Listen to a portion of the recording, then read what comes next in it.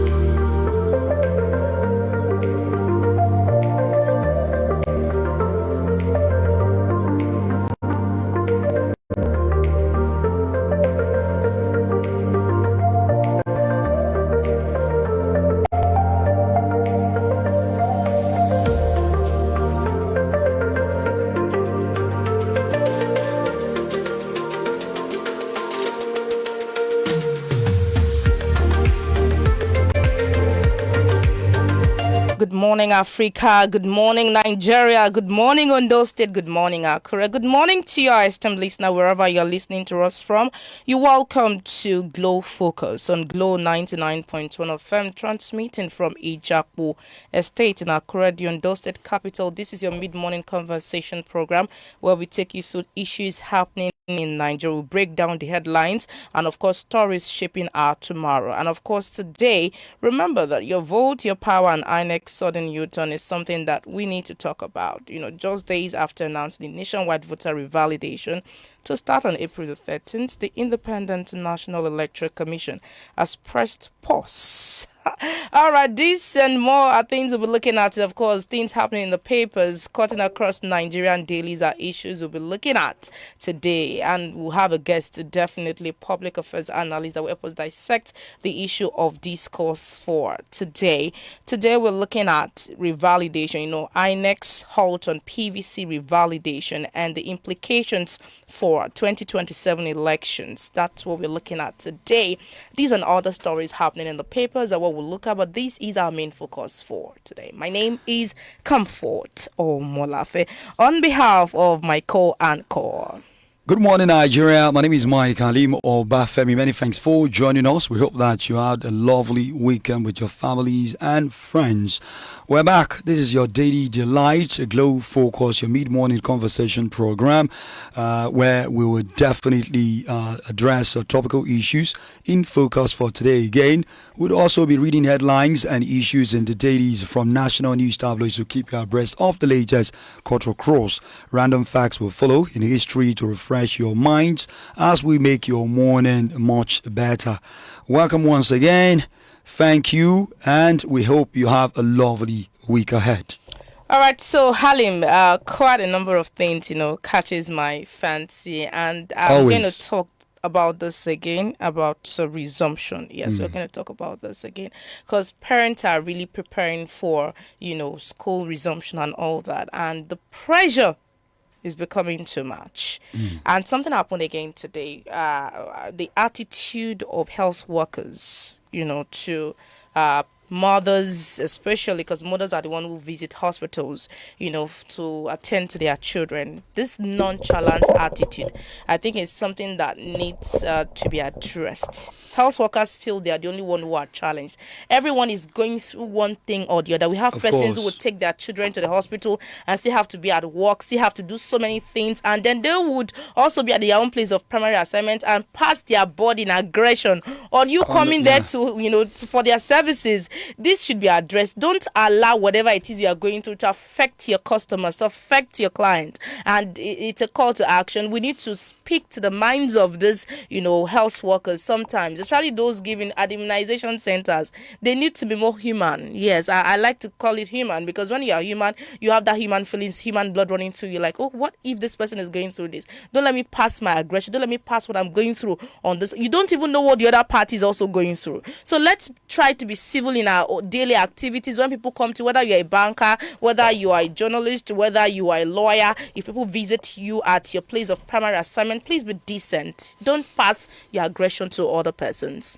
All right, rightly said, don't pass aggression, because when you pass it on or over to others, they tend to catch that as a flu. And, the line continues, and it's something that should not be, Another thing I see is this. I feel like, anybody going through anything should know that they're not the first person to go through that, because almost everybody, there are things that, there are uniform problems that we all have, or let me say challenges that we all have, if you can say problem. And for example, economic situation, some have family issues, some, with their friends. Some have been trying to work on a project for quite a while, and there seems to be no headway. So because of that, they are tensed. Maybe they should take a cue from people like us, and not just us alone.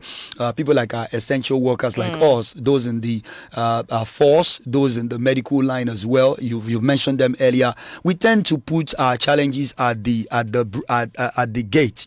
We'll put it at the gate, and after putting it at the gate, we'll pick it up again. When we're done with our job. Before you come on the microphone, you have to be 100% ready mentally, emotionally, and also have your facts and figures right. Because people at home are quite wiser, than we who even speak on the air. Before you say anything, they're already cross-checking if that is true. So we do an Herculean, we have an Herculean task with our job. So, and we also get tensed, just to admit it. Sometimes we get tense. Sometimes, you wake up on the right side of the bed. But when you get to the studio, you have to be on the right side of the job. And then there is a need for emotional intelligence. Yeah. I mean, I think we should also incorporate these organizations, different kind of spaces. Whether you're a lawyer, you have you have a firm, try bring an expert who is an emotional intelligence lecturer, or maybe a counselor to come address people who work for you, because the kind of impression they give to your clients or your customers go along, especially for the first time. There are so many persons visiting your organization for the first time. What the impression you give to them would last longer. I've been in a situation where I think I had to cut a bit chaotic, not too chaotic, but stressed. And when I came on air, somebody that you had to call me that man, I saw you a few minutes ago and you went on air and you're a different. I said that's the job. The job has to go on. Regardless of anything that happened around you, once you're on the microphone, you do your job. Remove sentiment, remove emotions. One of my guys would say, we all know, he would say, I'm emotionless. So when it comes to the job, please set aside emotions and do the right thing. That's it. That's actually how it goes. And those you started with, parents, and also essential workers, those in the educational sector with the holidays and everything. I think the burden now is more on parents, because when you have holidays, parents tend to be the ones to now do the teaching job and the nurturing job of a parent, and it's usually not easy. Maybe this is when parents tend to tell their kids to change environment, go somewhere and come back. But some parents are like, okay, don't go anywhere, stay here with me. You brought them to the world, so take good care of them. Not always easy though. What I saw while coming on the way, if I could add this, is the fact that early morning, because of the morning rush, people tend not to follow traffic rules and regulations, and I think you should be very, very careful, because you not following traffic rules, even when you have a traffic warder standing by, or you've got the 3 lights telling you when to go, when to stop, or when to move, and all of that. So if we don't follow these things, they may cause longer delays, not just for you but for other people. See, one thing I just want to say, it's a very short line, but they are weighty. It's better to arrive late, and safe, yes, than arriving early and meeting yourself on another planet. Another planet entirely. Of course, you arrived earlier than scheduled. And God has arriving early and being in coma is not good. It's not good at all. So take your time, follow rules and regulations. These things will not harm you too much as you think it will. It will not. Just do the right thing. Because in Akure Metropolis, people were asking for latest, road infrastructure. They said the governor has been going to different places. He sees what happens there. Even Osun, neighboring state, they have traffic lights, and we don't have it in Akure. Now you have it in Akure. Are you obeying the traffic light? Are you obeying it? Are you following it? Some people just open the door, they park on the roadside, and it's almost like a double parking, and the next thing they open the door without checking if somebody is coming. Mirror. It happens like that. the rush with Nigerians with the rush mentality. I think we need a mindset shift towards that. Don't be too much in a hurry for anything whatsoever, whether in traffic light. Of course, traffic light is important, but do not be in a rush. Take your time. Take your time, just like she said, because if you don't take your time might take a lot from you. Might even take you entirely. You see, entirely.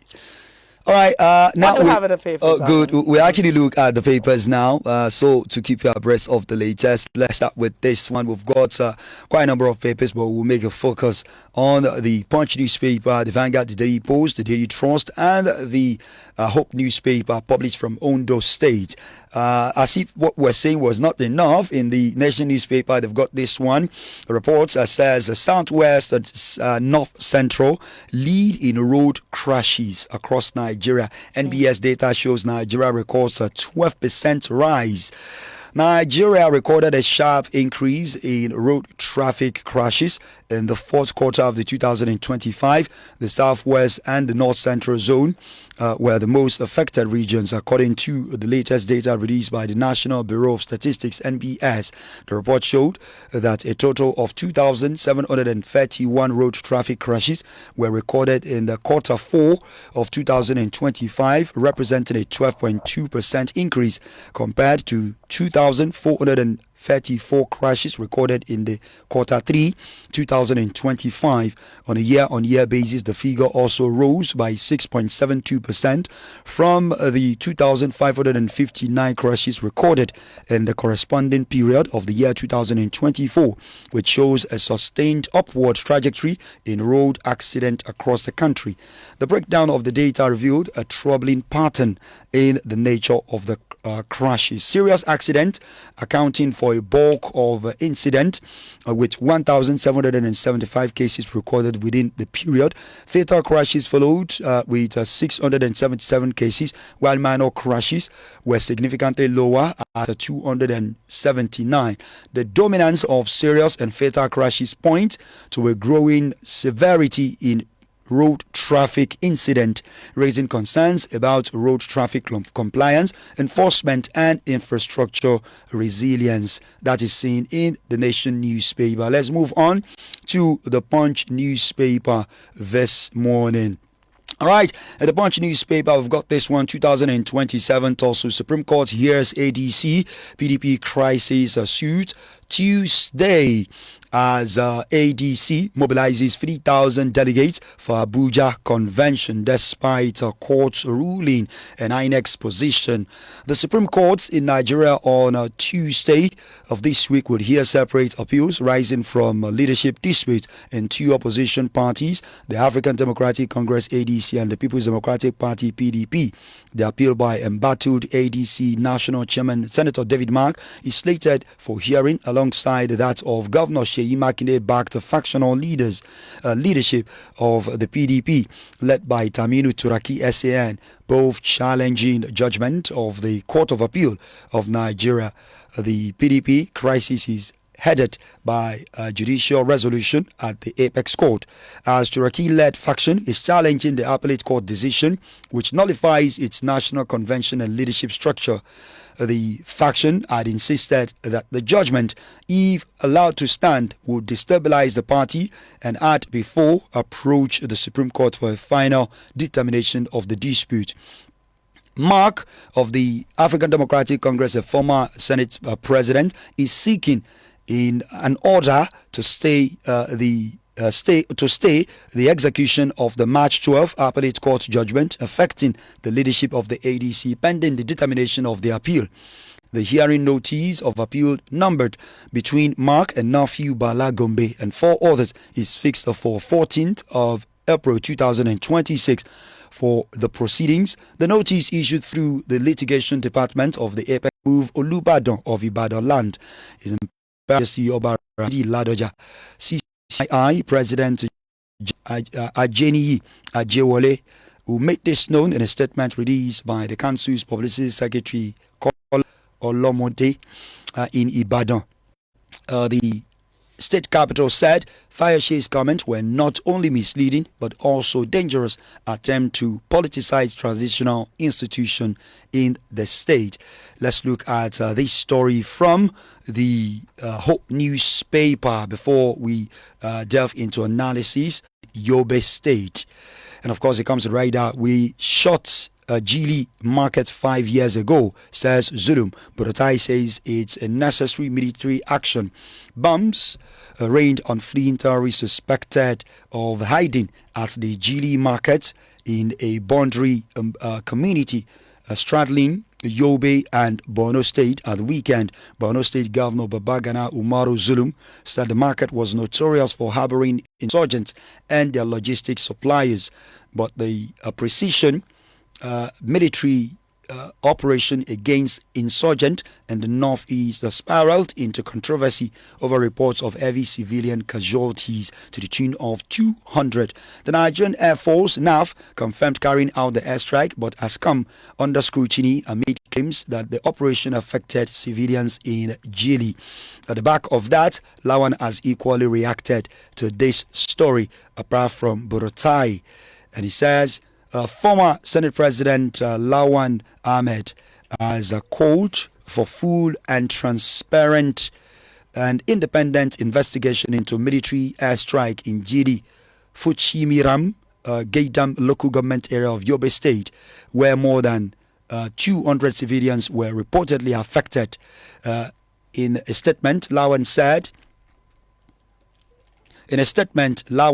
he was deeply saddened and disturbed by reports that the airstrike allegedly targeting a Boko Haram insurgent hit a local market, resulting in heavy civilian casualty. According to an eyewitness account cited in a statement, multiple military jets participated in the operation, and of course, with bombs reportedly dropped on a crowded marketplace. The incident, he noted. In media, we call it target audience. Their target audience, they did not do their preliminary findings well, because you should know that in a marketplace, we'll have other persons aside from terrorists there. Yes, they're hiding in that Gili market, but then there's a particular place that even the civilians won't even know that is just strictly for those terrorists. Why not shoot that place? Why not bomb that place? Why is it at the marketplace where we have civilians? They're just joking with human lives. Or is it because, it was alleged that those who operate the market were equally complicit because, the terrorists used their place as... so maybe, they were seen everybody to be... cannot be guilty, Halim. Of course. So they should know those who are guilty and stop wasting the lives of... This is bloodshed everywhere, here and then, all the time. We need to work on this, and they should make sure that they get their findings right and stop killing people. This bloodshed is another thing affecting Nigeria, if you don't know.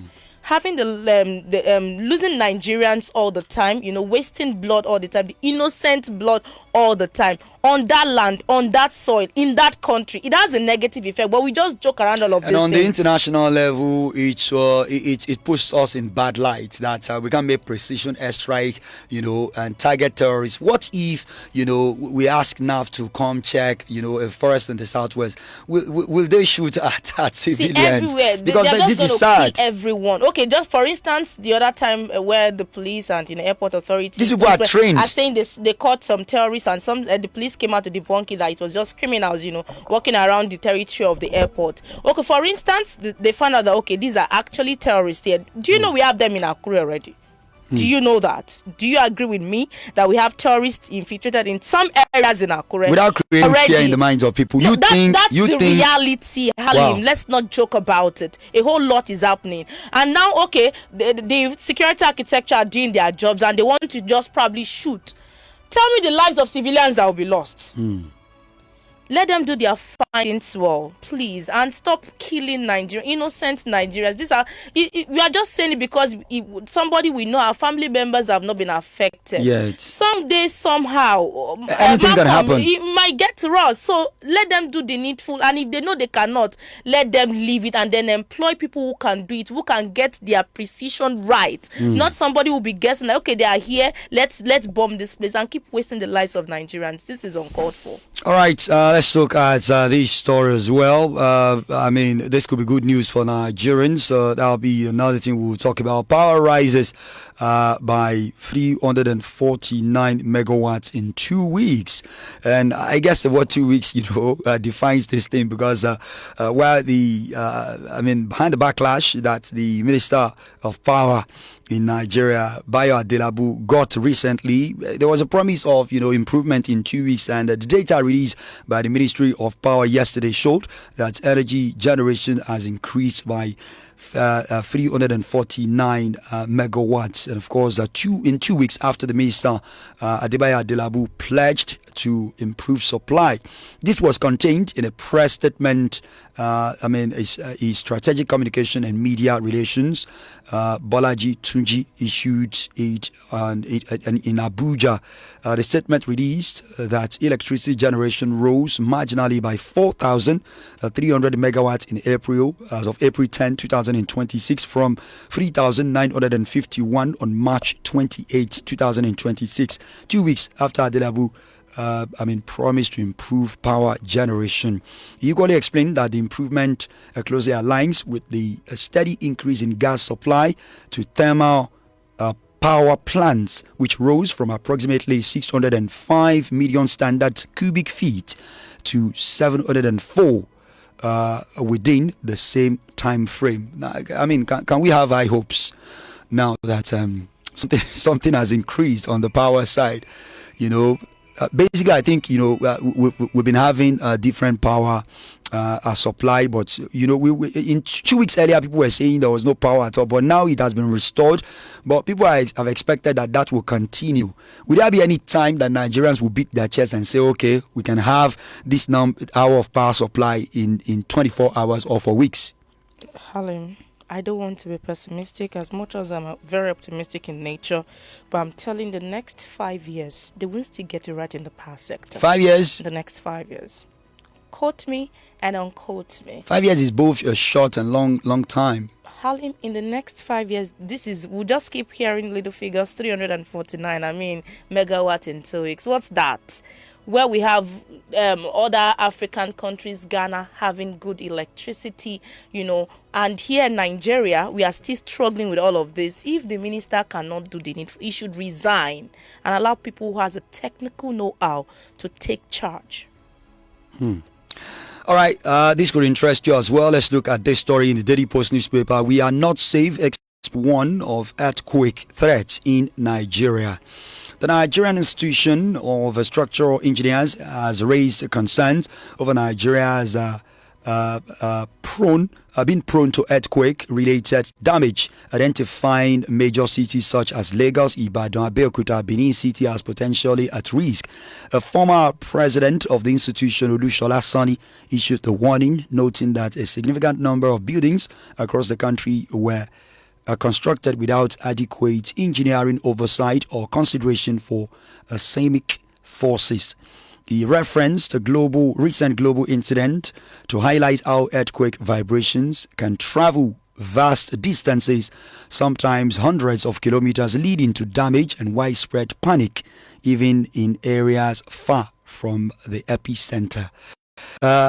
Maybe this is the first time ever I am learning that we see it in other countries, and maybe this could be joined with our previous concerns about buildings not being placed well. Quality of materials used for building projects, and also the quality information available to the engineers and training that have. Pray for this, but as much as we don't want to pray, this is an engineer speaking, and these people they might have figures that the layman does not have. See, Halim, when construct building, there are so many factors. Not aside from the factors, organizations, institutions, relevant authorities that should be involved. First, you need a surveyor, you need an architect, you need a town planner. We have some persons who just sized, at the assembly. It's a good one, and then we hope that the needful is done. Henceforth, policymakers, people who are involved would help attract patronage for materials, such as calendars, school registers, educational materials, invitation cards, programs, and official documents, and this would generate huge money for state government. Yes. All right, let's look at this story before I take another security story this morning. Mixed reaction as Ogun Assembly joins bandwagon, turns one party. The political map in Ogun State House of Assembly has been redrawn following its transition to one-party legislature. What began in 2023 as a competitive chamber divided between 17 All Progressive Congress and 19 People's Democratic Party members is now an entire APC house, leaving the opposition party with zero representation in the state legislative chambers. This happened following the defection of the final six members of the PDP to the ruling party APC. Let's look at the crumbling opposition wall. The first crack appeared in November 2023 following a legal battle over INEC constituency. Recall that 12 days before the election, a lot actually happened in Ogun State. Ogun State Assembly is a full house of APC. Halim, I said it some time ago. Was it last year? It was last week that Nigeria is becoming gradually turning to a one-party state, and our analysts, that evident? Our analysts did argue with me that but that's the reality of things on ground. With the way based on status quo, you will be surprised. All of these persons going to ADC in the when it's dying minute, you see them say, "Oh, they're moving back to APC." All those who are in the PDP, you see them joining the APC, the winning team. The winning train, that's what they call it. But this is not healthy for Nigeria as a country. So we need to strategize, and all the political parties need to put their houses in order. ADC, PDP, put your houses in order. So we don't just have AP. Of course, we already know that APC has dominated almost all of the states in Nigeria. But then if we work harder, other political parties, the ADC and PDP, put their houses together, let them be united. A house, the houses are divided already, and they cannot stand. The PDP, the APC. So once they are united, they can then fight, probably come together. And this thing is ego. Yes, PDP doesn't want to merge with ADC. Can we just have just one strong opposition party that would? Because PDP on its own cannot stand. They cannot, outshine APC. ADC on its own, on the other hand, cannot stand and outshine APC. Why not ADC? I'm not saying this is not something that is probably that would probably come to fruition. Having ADC and PDP merge together.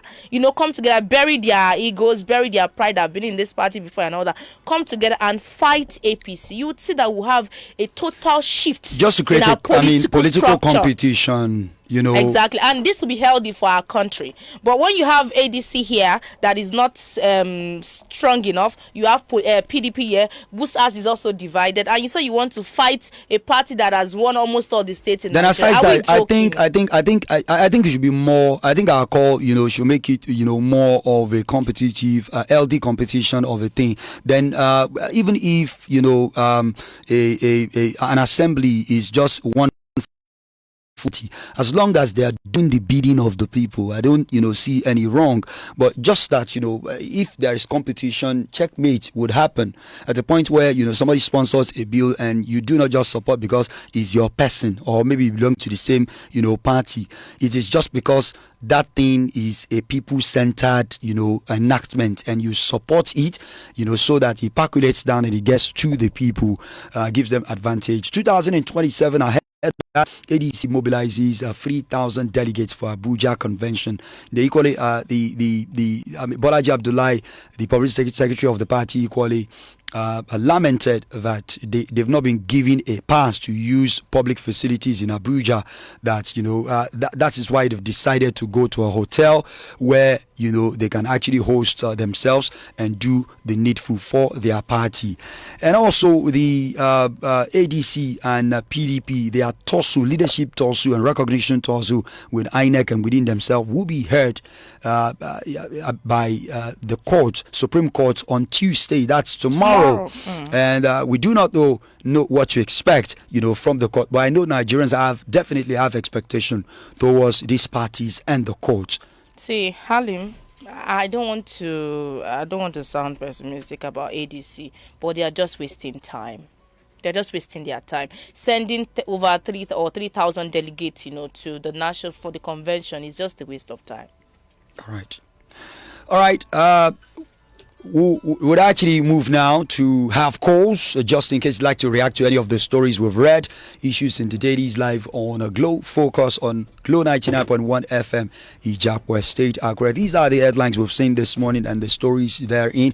We'll get some of your reaction, and our analysts will join us earnestly to also say his own side of the stories read. And the numbers to call are 0805 551 1110, or you can call the second line 0706 677 1822. We are live on Facebook at Glow 99.1 FM Akure, so you may drop your comment under the live streaming session. Please stay tuned.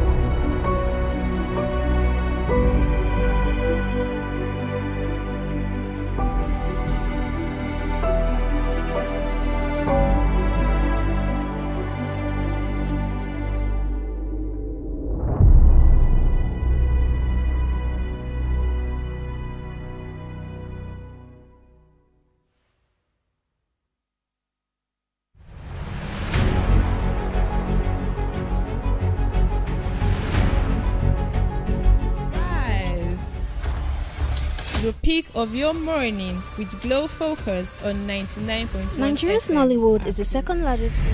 You're on to GF. Glow Focus, your mid-morning conversational magazine show on 99.1 FM, Akure.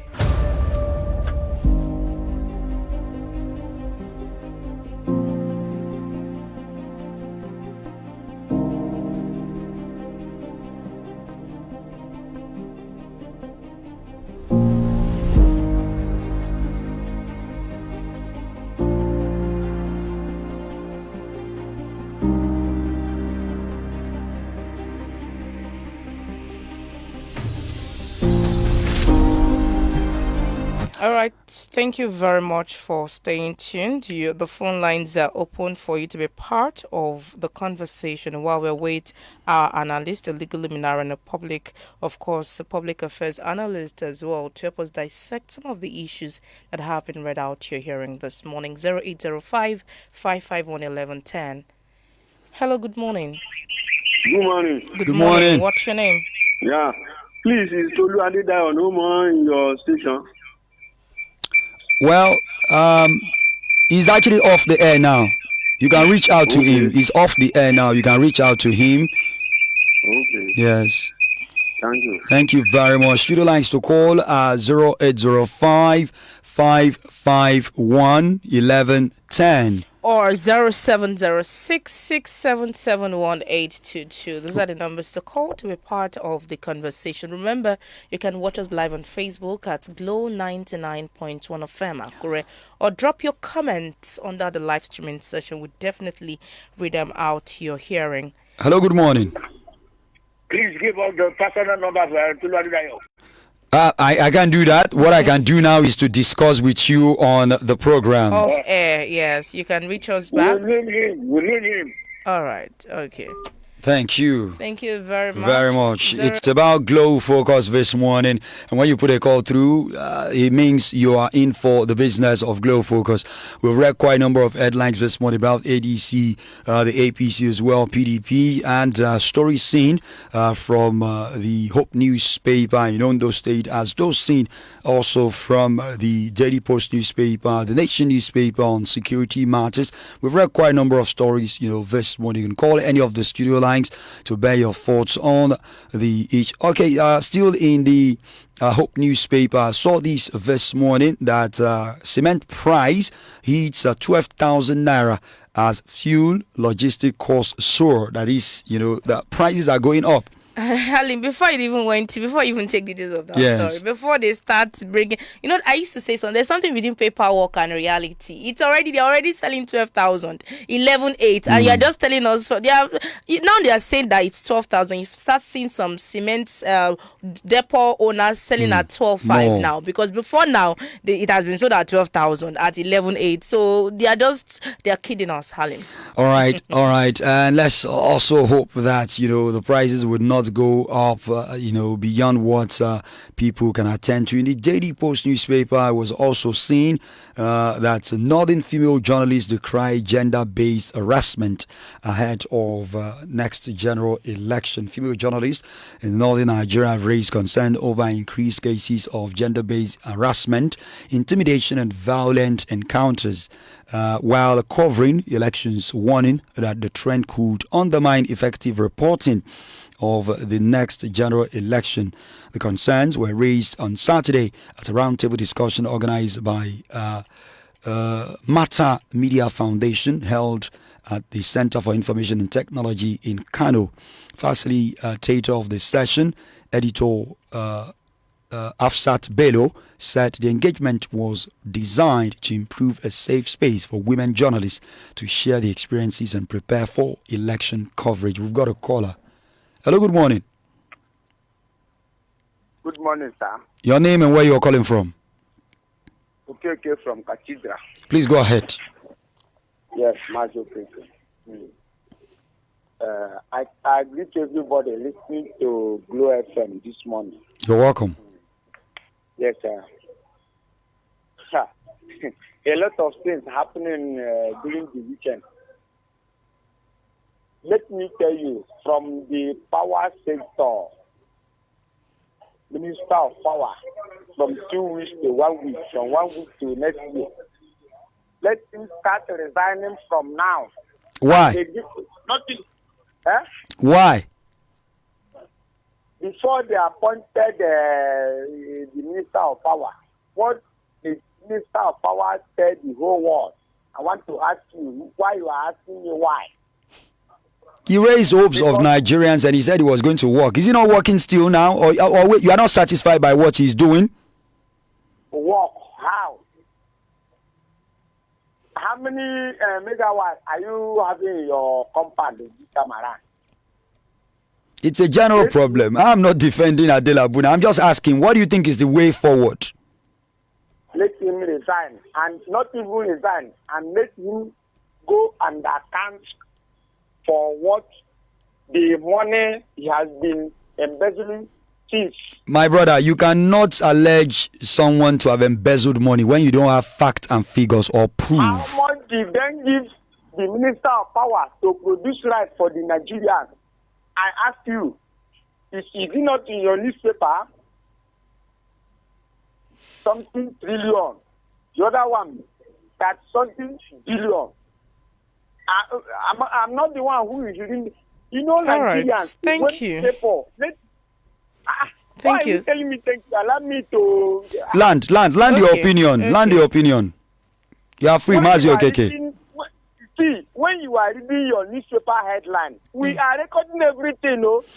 And what we read in the Mazio Keke, in the Nation newspaper, we read that power rises by 349 megawatts in 2 weeks. So power has increased. Go and ask them how much have them increased How much did they pay the Minister of Power in power? You read it in your newspaper headline now, many weeks ago. Am I lying?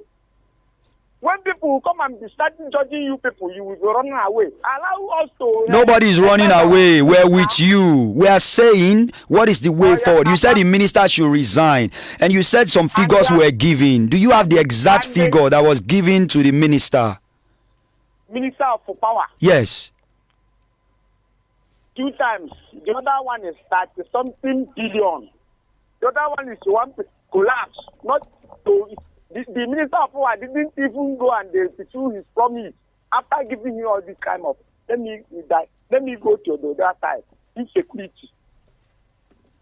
Somebody killed in Brunu, Brigadier General killed in Brunu last week.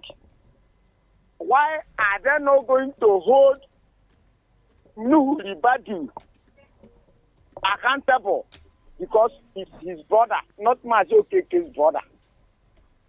The Nuhu Ribadu not tell us that terrorist is his brother. Let them bring soldier. Let the enemies Nuhu Ribadu go and tell the Nuhu Ribadu where these terrorists are, because it's his brother, not Majo his brother. For reaching out to us, Mazi Okeke.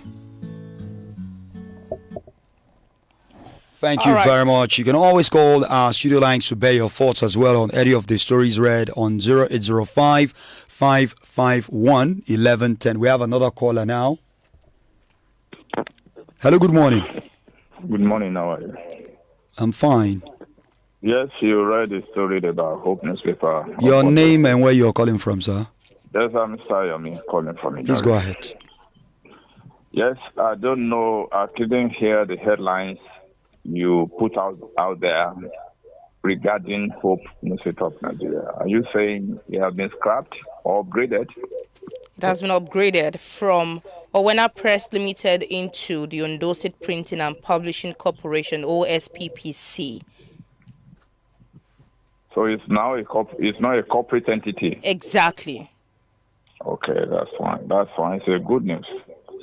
I wish the newspaper all the best. Thank you very much. You're welcome. Thank you very much for your contribution.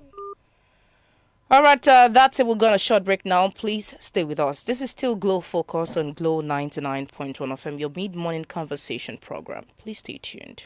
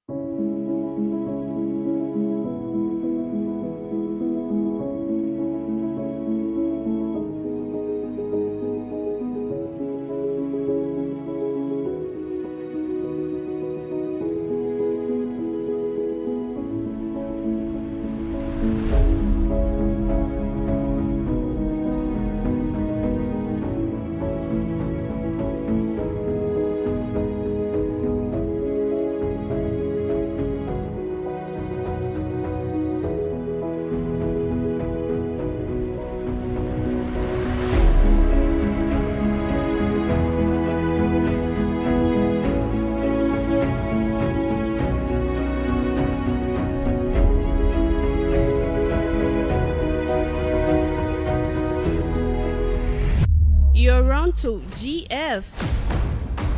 Glow Focus, your mid-morning conversational magazine show on 99.1 FM, Akure.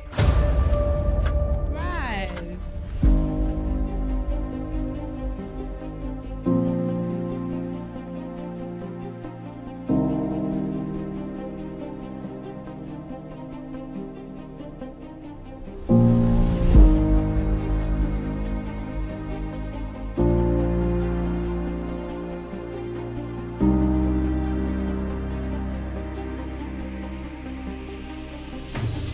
Alrighty, welcome back. It's still Glow Focus, your mid-morning conversation program on Glow 99.1 FM. And today we are looking at our next halt on PVC revalidation and the implications for 2027 elections. On April the 4th, 2026, INEC ordered all resident electoral commissioners to suspend publicity and arrangement for the nationwide voter revalidation exercise. The exercise was originally set to start April the 13th, 2026 at local government area level, then moved to registration areas and polling units through May the 19th. And then on April the 11th, INEC confirmed it has postponed the entire voter revalidation until after the 2027 general elections. Details of these and are what we'll be looking at today. And of course, just days after announcing nationwide voter revalidation to start on April the 13th, which is today, the Independent National Electoral Commission has pressed pause. In a letter dated April the 4th, INEC told all the REC, to suspend publicity and arrangement exercise. And, on April 11th, it confirmed the revalidation won't happen until 2027 elections. And the questions are big. Why the halt? What does it mean for first-time voters, people with lost PVCs or Nigerians who have relocated?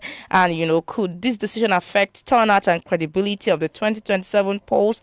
This morning, we hear from a public affairs analyst, a chieftain of the All Progressives Congress, in fact, an unrepentant APC member, of course, and a former World Bank data processing analyst. It's a pleasure having this public affairs analyst join us on this mid-morning conversation. Demola Ijabi, glad to have you join us today, sir. Thank you very much. And the listeners, good day. You're welcome. Hope you had a restful weekend. Thank God. All right. All right. It's a new week. All right. So we quickly go take a listen to this report on the revalidation halt. Please stay tuned.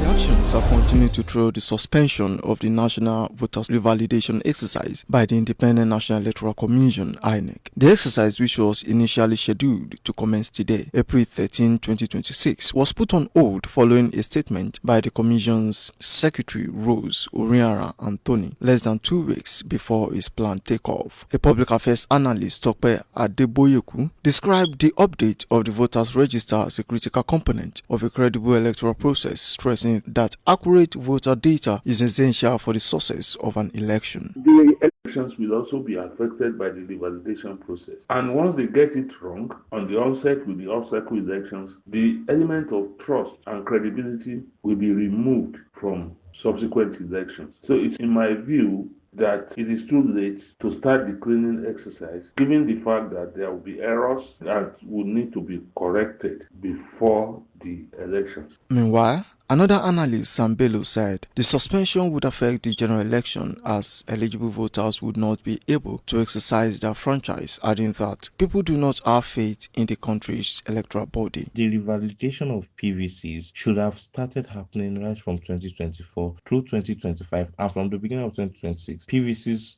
should have been handed over to the owners of the PVCs, create a system, create a structure in place that these things would actually happen, and it would help people become more focused and know that, okay, proper measures are put in place for them to have their PVCs so that they could actually vote in their preferred candidates. And those are the things that INEC ought to have worked on. But we're a country that do not want to put structures in place. The same way the system is broken, we just want to look at the system still being broken like that, complain, and there's no proper measure put in place for things to be done. This would have an implication on the 2027 election because most people will still not have their PVCs revalidated, and this might cause a drop in the numbers of people who are going to be participating in the electoral process in 2027. The electoral body of Nigeria, people do not have faith in what they can do or what they can achieve. As the 2027 general elections draw closer, Nigerians continue to watch developments closely with expectations that INEC will provide clarity and ensure adequate preparation for a transparent and itch-free election process. Ayodamopo Ogurinde,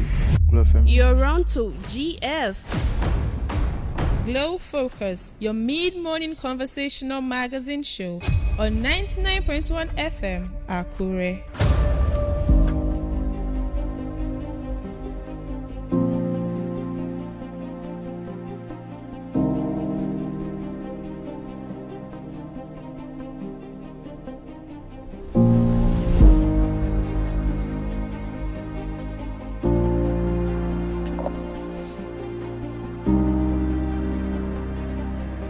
Alrighty, welcome back. And of course, we do have our guest in the studio. We mentioned him the other time to your hearing. Is a chieftain of the All Progressives Congress, a former World Bank data processing analyst, and unrepentant APC member, Mr. Demola Ijabi. Once again, it's a pleasure having you join us this morning. It's a pleasure having me, and I'm proud to be an unrepentant member of APC.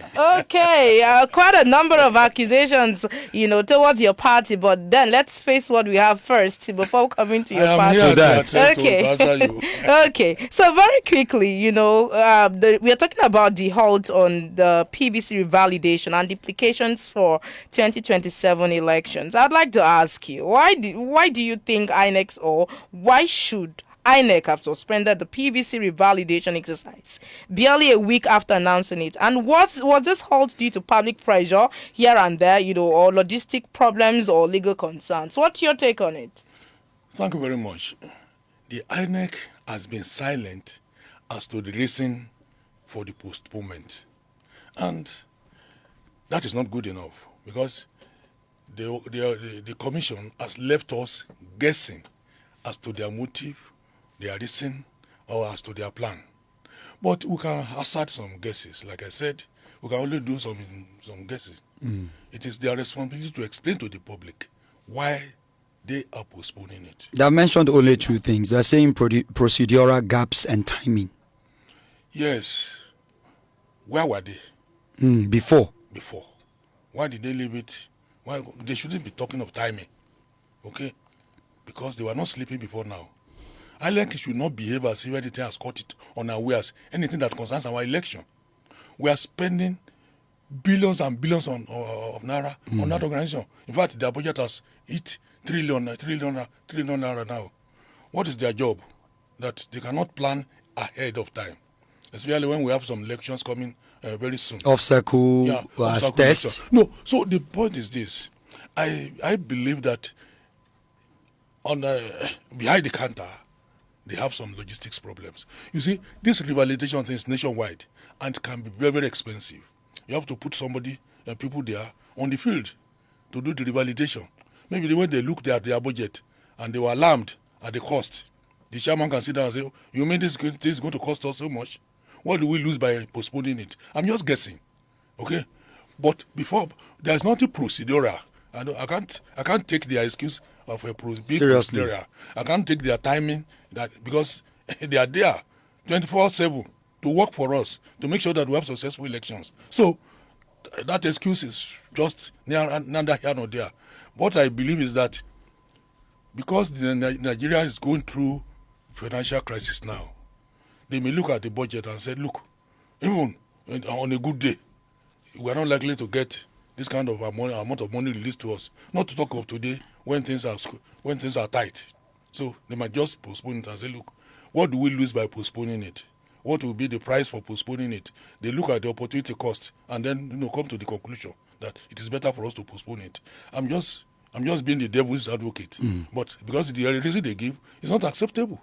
So it means that you're towing the path that it's based on logistical problems. That's what you're just guessing. That's the only thing that can can make sense. Okay. They cannot be talking of procedural or timing. The opposition in Nigeria Yes. have raised the alarm over this particular revalidation exercise. They have equally said that, okay, why is INEC just, remembering to do the needful now when they could have done it before, just like you have questioned. And some opposition bloc were saying that, of course, they should let things be the way they are, because if, they proceeded with that process, they might not be able to complete it before, and some Nigerians are of the opinion that, okay, how about INEC does it fairly so that they can remove, those who are not active, with their PVC, because some people are dead and they used to be on the PVC. Some people are relocated outside the country and they might still be counted part of those who would vote. But, generally all of these things are, put back on the table. What do you think is best for INEC and, those concerned about the revalidation exercise? Because it was supposed to start today. The 13th of April was supposed to start today. You see, by postponing it, the INEC has played to the hands of the opposition. Those who don't like it, those who are doubting it, those who are challenging its credibility. INEC should be above board. Anything that can challenge its credibility, they should avoid it. This kind of thing will challenge their credibility. You cannot be telling us that you cannot clean your voters register, okay? But it's a double-edged sword, okay? All right? For the opposition, they are going to they have reason to complain. But remember that revalidation is not the same thing as continuous voter registration. Of course. Okay? Voters registration continues. So the opposition really don't have any reason to be jittery about it, because they can register. You see, the problem with opposition is this: most of the opposition members, especially these new ones, they are looking for membership. They are looking for voters, and many of those who are in the field now, the voters, they are decided. They belong to this party or that party. It's very difficult for a new party to recruit, because those of us who are politically minded are not many. We constitute a tiny proportion of the population, and we are struggling. Of those who are grounded. Those who are interested in politics, that will register for political parties. Okay. Look at the registration that we did recently. APC was just about 14 million out of 230 million people. Okay. I understand that ADC is about 3 million. We don't know what a PDP will come out with. So altogether, maybe we are talking about less than 25 million out of 30. Overall. That's less than 10%. If you are talking just about 20%. Because if we are 20 to 30, 10% is 23 million. So we are very few that will register to be members of political party. But when you are talking of the general vote, okay, it is these people that will mobilize the voters for general voting. So if the more you have on the field, the better your chances of mobilizing. So the opposition will be at a disadvantage if they cannot get new members to register. But they have the opportunity now through voters registration, continuous registration. But as far as revalidation is concerned, who are we revalidating? Those who are already there. Existing. Those who already have cards. Okay. Now, some of them, like you said, will no longer be available. They have traveled, they are dead, they are relocated. So anything could have happened. Now, how would that affect the election? Okay. Now, the thing is this: those who the problem we have this country is not the cleaning of the register. Actually, it is not the cleaning of the register. It is voter turnout. Okay, you can have in Ondo State we registered more than 2 million right now. Okay, but what was the turnout in the last election? Less than 600,000. Where are the others? Okay, so even if you clean the register and people don't turn out, what is the value of it? It defeats the exercise. It defeats the exercise. So it is not the cleanliness of the register that should be challenging us who are politicians, the political parties. Right. It is how you can get those who are there now. Mobilization. Those who can to come out and vote. That's the challenge. Look, in the last election, voter turnout was just about 30%. Okay, so how can we survive with 30%? It's not good for the system. We have to increase the voter turnout. That is the issue. That's what we should be debating. How will APC get more people out to vote? How will ADC get more people out to vote? How will PDP get more people out to vote? If you can't get them out to vote, even if the register is clean, what is the comfort? What's the value? I think we should even ask. Sir, is INEC as the electoral umpire, is INEC making voting attractive to Nigerians? And you know, does the INEC is the INEC not indicting the ruling, you know, party, the APC, the federal government, because that's an agency that is, you know, statutorily saddled with the responsibility of, you know, coordinating election activities. And we know where INEC is coming from, we know where they are, but we don't know where they are going. A lot of Nigerians have question mark, you know, towards INEC. They are even suspecting INEC. Now, that's what I've mentioned it. Yes. That INEC should not dare take anything which will make Nigeria. Do you have faith in INEC? Sorry? Do you have faith as a Nigerian? Do you have a strong faith in INEC? If I don't have faith in INEC, do I have a choice?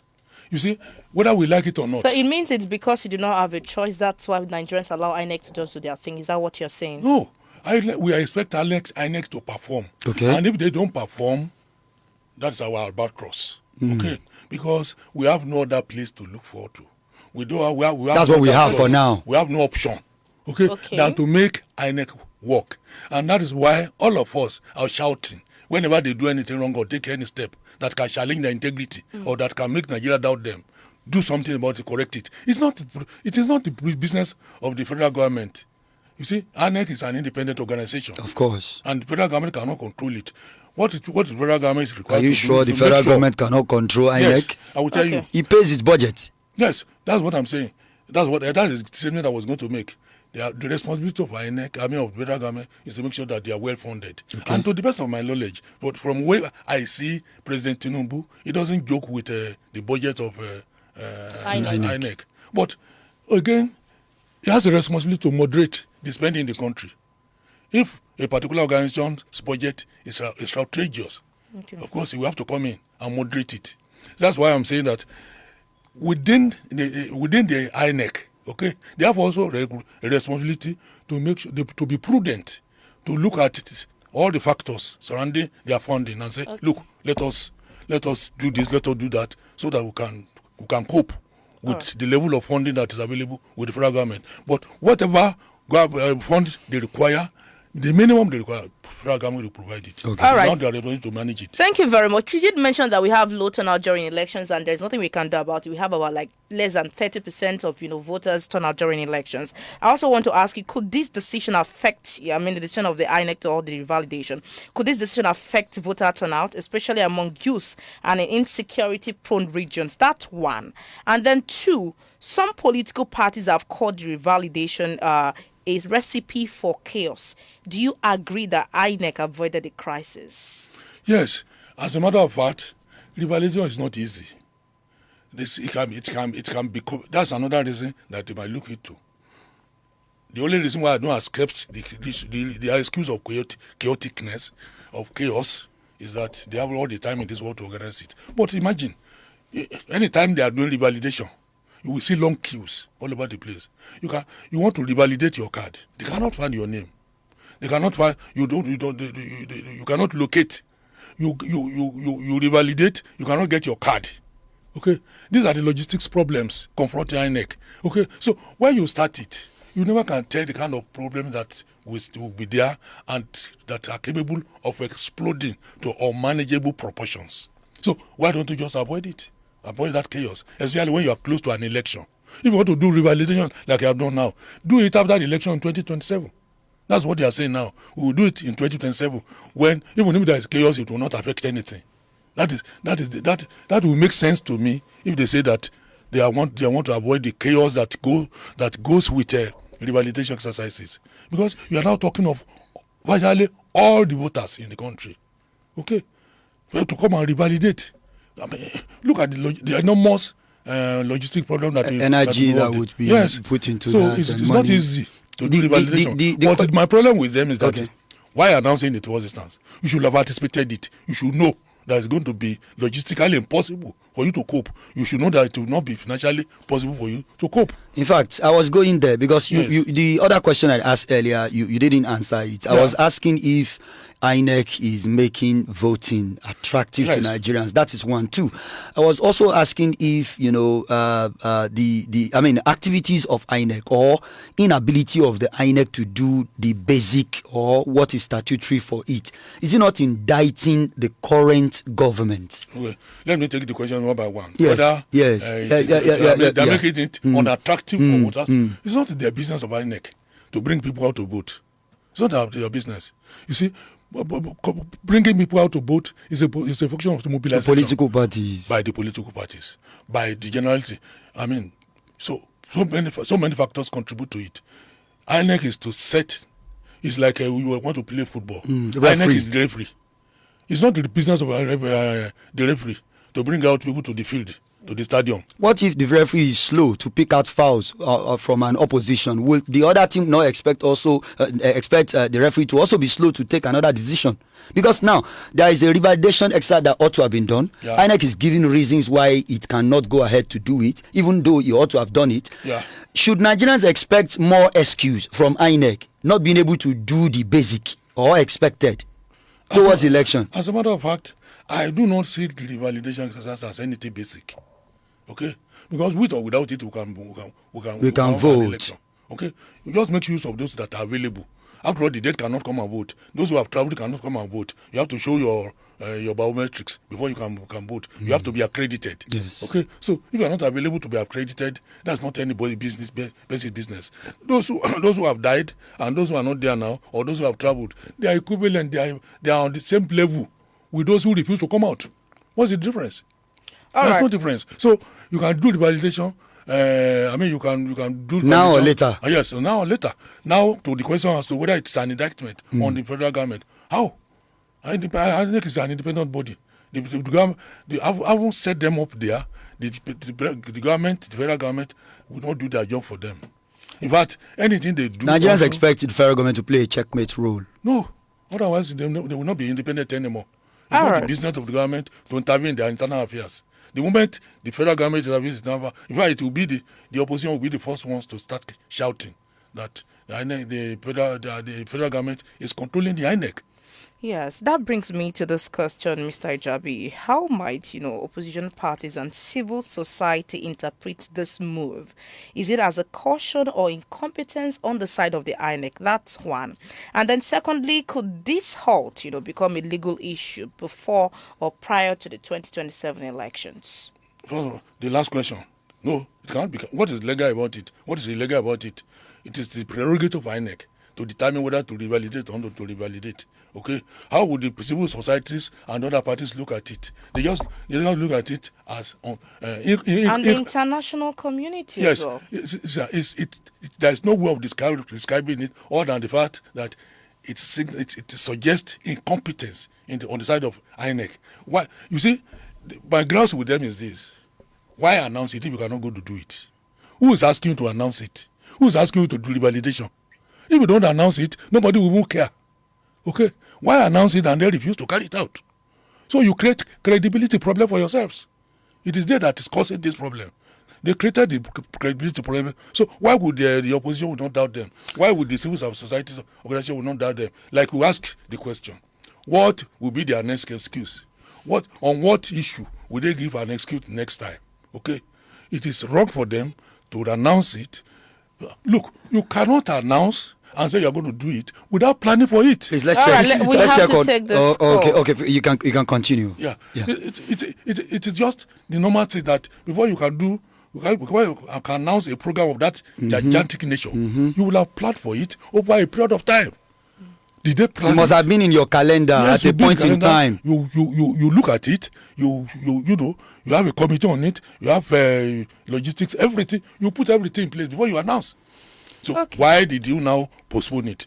Which means that you didn't plan for it. You didn't plan very well. You didn't anticipate the problem that could arise. That is not good enough for INEC. All right, we have a former World Bank data analyst, a veteran politician, and member of the All Progressive Congress AEC, Mr. Demola Ijabi, who has been talking to us about the decision of INEC to halt the revalidation exercise he promised to do starting from today. And of course, we've been throwing questions to him. He's been, looking at the issues as well. You can actually access this platform by calling any of the studio lines to bear your thoughts. Definitely. We have their words already. Hello, good morning. Yes, okay, got back, please, 1 minute. Go ahead. INEC should be telling us how many people who have registered for their voters card and how are they going to be taking that GPC from people's doorstep for people to know to register for their vote. Not to be telling everybody to go. As I'm having my visit now, am I going to traveling from Akure here to a state to revalidate? I don't know the kind of thing. No way they want to. Yes. Revalidation exercise is not taking place anymore for now. It is not taking place anymore for now, my brother. So you can be at peace. Let them bring those PVCs to people's doorstep. There are people who don't know what PVC is all about. Yes, in our marketplaces, let them come and they sensitize people to know what PVC is all about. All right. At least my father is dead now. And I know I'm not going to use my father's voter card to vote on my own. And they still vote on my own. I have my PVC. My father has PVC. Hello, good morning. Hello, good morning. Your name and where you are calling from, sir? Olúwadáre from Akure. Please go ahead. I was talking about this validation. The INEC is not planning about validation before now. They just want to use it to scatter our democracy. How are you sure? I'm very sure. Before, if there's no validation, you can go to where you register and vote and make your they will clear you and vote. So why validation? The election is very close now. So they have to think. They have to forget about validation and let us go for the election. All right. Thank you. Thank you very much for calling the radio station. All right, based on what the callers have said, very quickly, thank you, our caller. You know, the misconceptions have continued to throw the heart of this revalidation. I want to ask you, how do you think INEC should communicate changes like this to avoid misinformation and voter apathy? INEC should tell us the implication of revalidation and no revalidation. Okay. That's what can give people confidence. Would the lack of revalidation affect the credibility of the election? Almost not. In my opinion, no. Okay. That's what it should be communicated to the public. That look, whether we revalidate don't panic. Don't validate, no cause for alarm. You will vote as long as you have your PVC. Okay. Don't worry about that. Those who are dead, those who have traveled, those who are no longer available, they are the ones that are affected. It doesn't affect you. If you are still alive and your PVC is with you, you can always go to where you usually vote and vote. So why do you care about somebody who has already died? There's no way they can bring him there and impersonate the person who has died. Because that's what can worry us. That can't people come forward and impersonate? You can't, because there is accreditation using biometrics. So why bother yourself? It's an issue that should not concern the voter at all. Okay?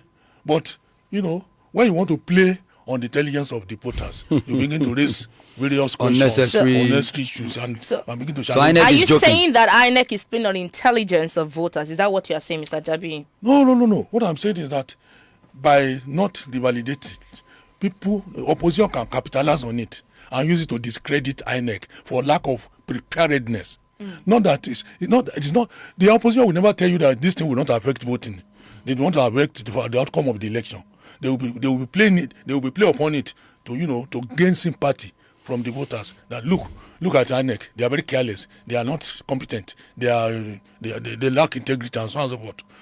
So opposition can capitalize on that and use it to play upon the intelligence of the people. Give the people the impression that without revalidation, election is Mr. Ajabi, let's look at this issue. It has been trending for a while, and I would also want to know if you rate Professor Joash Amukwito, the INEC chairman, if you rate him so highly, and why. Of recent, it came out that the now an INEC chairman used to have a handle on social media where he once commented on an APC election result of a ward level or state intelligence at all. Okay. Now, the thing is this. What is the qualification for INEC chairman? Okay. One of the qualifications as a major one, that he must be non-partisan. Okay. Now, the lawyers will have to define what that means. Non-partisan when? So, if during my school days, as a student union activist, I had the same party with a particular party, and several years later, I am now made INEC chairman, will you use that partisanship of those days against me, whether I'm still partisan or not? What if the same party is still in existence? Now, if it was partisan, I don't know how many years attached to that X handle that that account was opened. But he has said that he doesn't even know what is called. Of course, I do not believe him, with due respect, that he doesn't know what is called Twitter, either X or Twitter, whatever you call it, the latest name being the X. X now. Now, I don't believe that. He should know, because you are going to an organization that is now digital in approach, very scientific. So you cannot come as a university professor and say you don't know what is X. So that puts credibility on his head, a lack of credibility. He must come out. He must come out personally, clean, and say that is not my handle. It is his what is it called? His name email attached to it. It is his email account. It is his part of his telephone number that ends 99. The name is part of his name. You are discovered to be partisan. Please go. Leave the seat. And apologize to us that you should have let the president know that you are partisan, because the president may have not appointed him without knowing. Now that again addresses the root performance of our security agencies and the National Assembly. To be on top of their game. Why did you clear him without knowing? Okay, what is the job of the DSS? What did they examine? They have to check the back end of activities over the years. Everything. You should know everything about him. You see, if we are honest with ourselves, I don't know. I have an idea of how DSS operates. Tell us. They have dossier of most Nigerians. SSS. I remember when I was contesting for an election. Okay. The DSS in Okagwedia, that local community, they were telling me my relation with Obasanjo. They called me to interview me because I was contesting for an election. I was contesting for Senate at that time.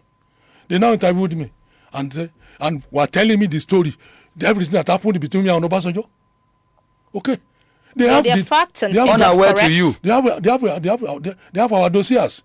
If you ask them now, go to their office now and type in the Jabi, they will tell you everything about me. So you mean that they have facts and figures of any information they need to have at their disposal? They should. Why not? Then why are they not applying that? Towards that is the issue. Or will it weaken the decision of the current government to name Amukwiton as INEC chairman? Look, if they discover something about him that disqualifies him as to be the chairman, it is their responsibility to point it out to the president. There are many potential and capable people, hands all over the place now. Okay. Why Amukwiton? What is special about him? Some bodies in the diaspora are even saying, they are even pushing that the Amukwiton will be arrested and somebody be brought in for more integrity. Until we establish the truth. Once they carry out the DSS carries out the forensic audit and discovers that he was actually partisan, even if he's no longer partisan now. Once they discover that he was partisan, they should ask him to go. Okay. All right, very quickly. We have a lot of people over there that the president can choose from. In case you're just joining us, you're on to Glow Focus, and we're playing the host to the chieftain of the All Progressives Congress, former World Bank data processing analyst, Demola Ijabi. I would love to ask you these questions because we're having a back and forth on the personality of the INEC chairman, Joash Amukwiton. But then let me ask you this. What are the three things that you suggest INEC must get right between now and January 2027 to ensure credible polls? Three things minimum. Yes, it's laughable, but it's something that we need to talk about. It's not because the question is very interesting to me. Okay. I don't know what they should get right and what they should not get right. No, but you are a politician. And of course, an astute one at that, the APC. Wait, they have a term of reference. And after that, I have questions for you. They have a term of reference. Yes. Do your job. Deliver credible election. Pure and simple. There's a timeline to follow. Get your processes right. Get your resources right. Get your logistics right. Those are the things that will make INEC be credible. Do things transparently. Okay? Let everybody see what you are doing. That is, you have nothing to hide. All right? Get your logistics is one problem with INEC. They will not deliver their something in time. Like this one now. You want to do revalidation very close to an election. Does it make sense? When you know that can be chaotic. Okay? Get your act right. That's one of the indictments that I will give Amukwiton now. Okay? You are there. I know that you are new there. you made this. You must have met the plan on the ground. Then tell them, look, gentlemen, determine if or not. There's no day we can do this one. We take it and the Ocean election around the corner. Okay, so maybe that's what happened. He looked at it and said, you mean you want to do revalidation? When did you plan all this? Please, gentlemen. So does that sit as one of the things to do ahead of the election, pending the revalidation till after 2027? I've told you the kind of things that should be doing. Let them get their logistics right. Okay? Let them get the voters list right. Okay. And so that people will not be looking around and be looking for where they are going to vote and where they are not going to vote. Okay? Now, let them be transparent, be open. Look, you are now applying technology. Beavers and all the rest of it have become contentious issues. The direct online transmission and all the rest of that we were debating. Transmission of results, real time. Do it in such a way that even if you don't transfer it online, in real time, people will still believe that figures correspond. Yes, people. You see, the problem is this. We leave a lot of things for INEC. We are not playing our own rules, especially those of us who are in the political I was even going there. That how about the role of political parties in making sure that these things are done? Because see, INEC has a lot to do. Now let me tell you, as a politician, who has been involved in this process over a long period of time. I've been in this system since the days of Babajasi. I was his campaign manager. That's a long time. 1982-83. You see, and I've always canvassed it. A lot depends upon those of us who are in the political parties. Okay. Now, the arrangement is that when you are at the polling station, you have your agent. The other time that Labour Party was contending with the result that went to the tribunal, okay, they were saying that in most of the police units, they had no agent. Once you don't have agent there, you have no say. Okay, so we politicians, the political parties, you have no eyes on ground. Yes, you have nothing. You see, I remember. I will tell you this. I know that time may not be against us.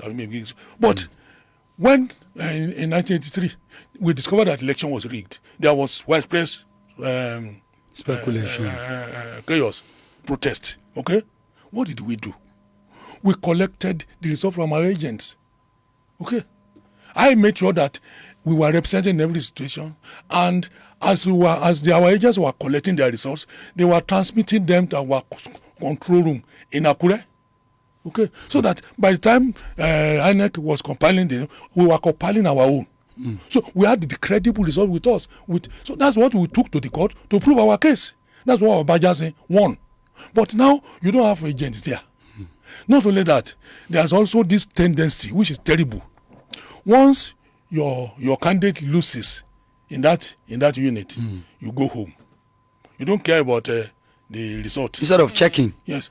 Instead of you to obtain your own copy and follow it to the collation center. Because your principal has lost. You just say you are annoyed, you go home. Now you leave the collation to the candidates that are leading, maybe 2 or 3 of them. All the rest of you have abandoned the thing. So we are not properly represented at the World Collation Center and local government. So when you are challenging election result in Lagos State, I keep wondering. Your challenging the result should start from the World Collation Center. You bring your own out your own result. You don't know what happened in 1993. We follow our own result to the INEC office in Akure here. Okay. All the local government results. We followed it and then handed our own copy to our agent at the collation center in Akure here. Okay. So it was provided with enough information. When they done the collation, when our own agent brought out their own results, okay, they brought out INEC brought out his own result. They disagreed. Then we're going to wonder at what point did this thing lead to disagreement? Okay. So that was what happened in 1983. That's what it was crisis. All right. Thank you for giving us details about what happened in 1983. But then, in your assessment, as INEC conducts since 2023, shown bias towards APC or consistent independence? biased towards APC. Yes. Because there last have been so many conduct to the last allegations election. towards your party, and I'll come to that. But please, I'd like you to answer this first. Yeah. Yes. Maybe I should reiterate the question again. Yes, read the okay. question. In your own assessment, Yes. as a public affairs analyst, Yeah. as an astute member of the APC, unrepentant member of the APC, in your own assessment, as INEC's conduct since 2023 shown bias towards the APC or consistent independence? What do you mean by INEC? We are talking of INEC as if it is when you are to conduct election. It's not INEC that is responsible at those levels. They are agents, the people appointed by INEC. You know, some of the university professors that are that are conducting that election.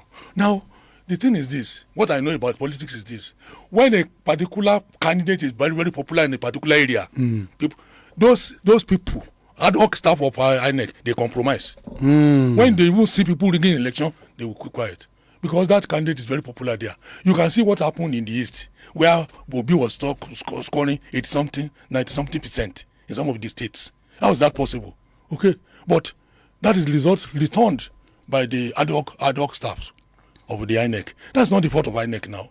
Okay, is it the fault of INEC that? How is it not the fault of INEC when those people were not recruited by a secondary agency? The parties did not recruit them. It was the INEC that brought these people in. Recruit them on faith. How do you expect a university professor to go and rig an election? One university professor was jailed. Is now in prison for rigging an election. You don't expect a university professor to rig an election, but some of them compromised and rigged. This is the bane of the society. Don't you think INEC should devise a different means of, having persons, to, who can return, who can give returns of it? Because I was going somewhere, sir. I was going to another angle of this thing that, if we say that a person contracted by INEC INEC should not be responsible for the persons that they contracted. Are we not contradicting ourselves? Even when INEC, themselves know that this job is, for them.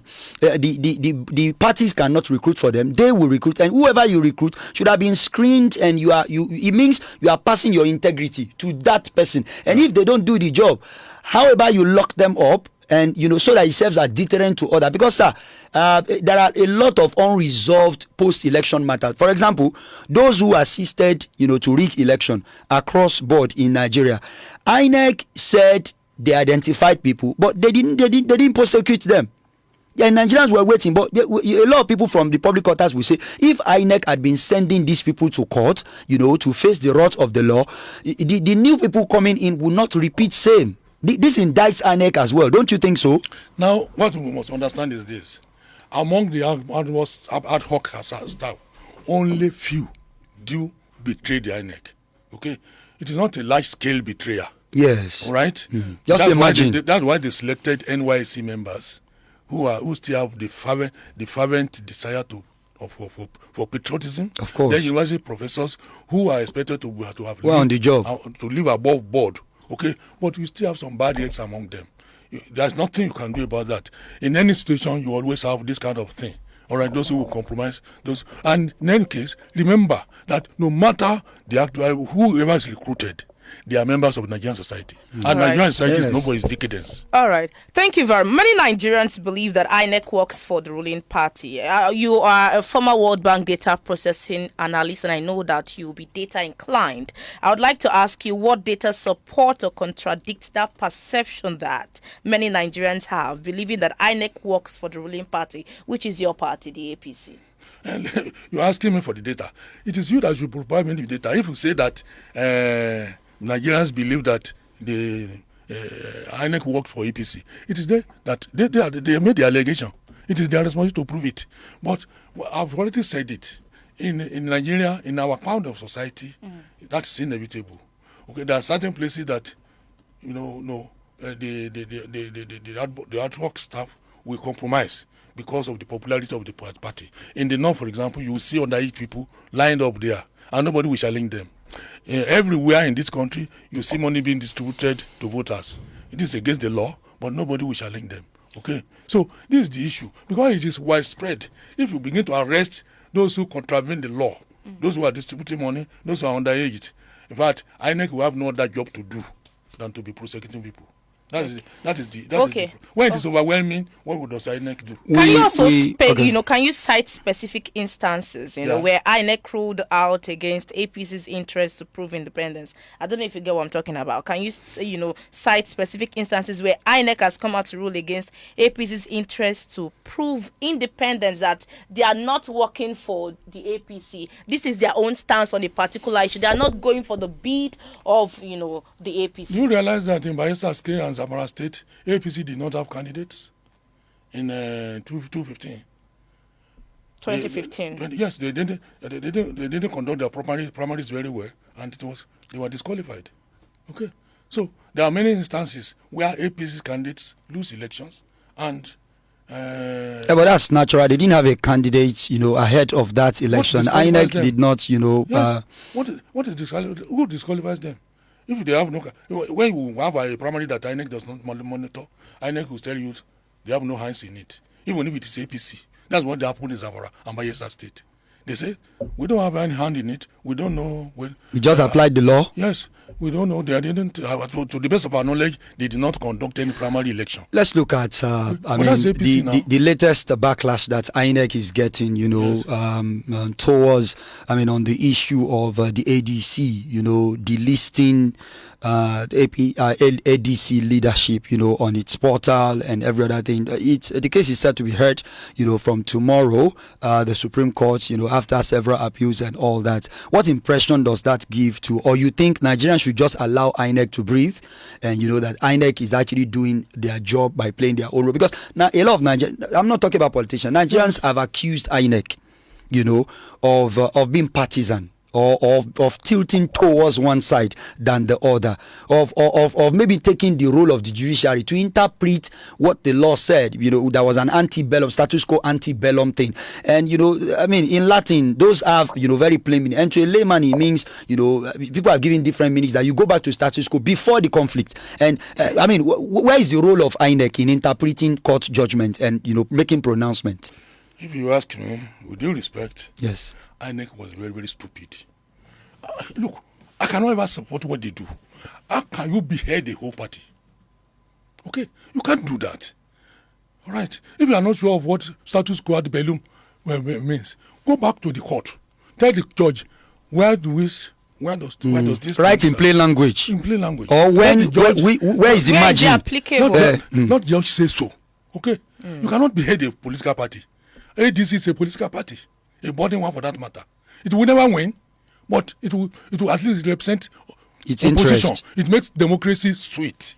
Because no matter what ADC, I'm talking as an APC How do you man mean now. they can never win? They can never win. How win do you mean? Where? Do you have hands and legs in the judiciary to determine enough that the ADC cannot win? You are supporting the fact that because majority or some people are alleging that Nigeria is becoming a one-party state, and now we have opposition parties like the ADC and the PDP. You are saying they can never win. How sure are you? What is giving you that that assurance that your party would actually be victorious come 2027? Thank you very much.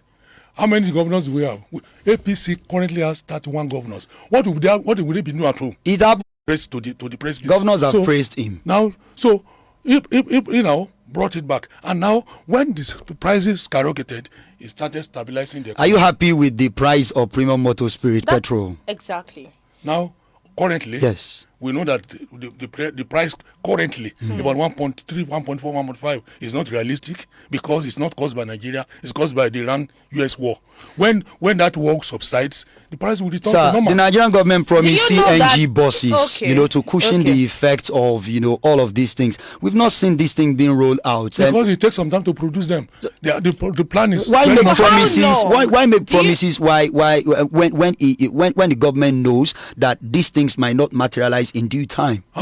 That's what the promise is all about. If I want to do something for you, I tell you, I will do it. Time. Are you on band A? Are you on band A or you are on band B? How much you pay for electricity? Are you happy with how much you pay for electricity now? Let me tell you. I'm not be frank with you. I am not happy about the electricity supply situation. Good. I don't even care about all this band thing. I don't want to hear. What I want to hear is have electricity, and I'm very, very shocked. In fact, I'm very disappointed in Adelabu. Okay. He's your minister. Yes, of course. That doesn't mean that I cannot be disappointed in him. What are you people doing that I cannot have electricity in my house? Okay, what are they doing there? well, we are still less than 5 megawatts. When are we going to? Before we let you go, it came out this morning I'm not saying that that 200 civilians were badly hit by the activities of NAF, the Nigerian Air Force, who were trying to get hold and destroy the strongholds of terrorists in Nigeria, alleged Boko Haram, and there was a coordinated airstrike. And it has been alleged now this morning that 200 civilians were affected. Are our forcemen, especially NAF, are they badly trained, or are they, don't they know the perimeter? Now let me tell you. Let us wait for more facts to come out. But from what we have got so far, okay, that market is a market of Boko Haram people. Compromise market? Market. Wait, yes, and their aides, okay, they do trading there. Zulum came out and said he banned that market 6 months ago. Because that's where so there was no lack of intelligence. The military studied it. They knew that these people were there and their collaborators and their traders, okay, and they warned them. Go and find out. If you are not involved in the Boko Haram thing, leave the place because we want to hit the place. Okay? Now, there is no way we will not have collateral damage because Boko Haram people are using these people as shields. And we are warned, leave the place. You are trading with them, you are the supplier of their goods, you are the supplier of petrol, you are the supplier of food stuff. Okay? What are you doing there? So you are collaborators. You are risking your own life. And they were warned. You mean those killed are alleged to be collaborators? Yes, that they should have left? Now, let us put it this way. Once you have this kind of arrangement, once you have that kind of structure in that place, there will be innocent people. All right, thank you very much. You did say the president is working very well. Yes. Yes, when he came into power, it was 195 naira per litre. Yeah. As you speak as of this morning, we still buy fuel at 1,300 naira per. Yes. And you are telling, for how long should we keep waiting for the president to do that? Let me tell you. It's well. Are you okay buying fuel now? He's not okay. He said it earlier. That is not there happy. are some areas, that you might be okay. Wait. Let me answer the question. Are you okay with the price I'm very of okay. Why? I will tell you. Okay. If you allow me to answer the question. Okay. Answer me the question. Go ahead. Now, I am okay with it because that's the reality of our economy. Okay? I'm okay with it because otherwise. Who put us in this economy that we are in right now? Who has created? Don't you think Nigerians feel like the economy has been badly managed by the current government? Don't you think so? No, not this current government. This current government is redressing the evil deeds. But this is not how they met it. How long should you? Our time is fast spent. So please let's pick this call before we go. Hello. How long? Hello. Hello. Please let's pick. Hello. Good morning. Good morning, yes, your name and where you are calling from. I'm Ojibo. I'm calling from Akure. Please go ahead very shortly. Very quickly. You have 1 minute. Please, that man that is speaking, you should know that he's speaking to Nigerian. He's a Nigerian? He's speaking to all Nigerians. The way he's speaking like he's the one Nigerian is inside his Tinubu pocket. That is what he means. So it's not like that. Nigerians are suffering. What I meant Tinubu is doing nothing for the whole Nigeria. So we should stop that compromise. You mean that's your own view? Yes. All right. All right. Thank you. That's how much you can take. A caller has just given his own view. Has the president done enough, to deserve, a continuity? Do you think he has done enough? Yes. Okay. Capital yes. And for how long should you wait for him to do the needful? Correct, the wrong. When you do an operation to somebody, surgery, how long do you wait for it to heal? Some short, some for long. Months. Yes. Some for 2 months, some for 1 month. I have gone through surgery before. So for so 1 month, when you do surgery for the whole nation, how long do you take it to heal? All right. You have not answered. You are trying to Jabi, back at me. Our time has been fast spent. We hopefully we will have you again. Yes, one of these days, and have other perspective from your age-long insights to a lot of things that has to do with politics. And thank you very much for admitting, on the program that INEC has left a lot of stone, unturned. Yes. And let's hope that they will do the needful. Hopefully next week we'll have INEC here also to speak to them. Thank you very much. My name is Mike Alim or Bafemi.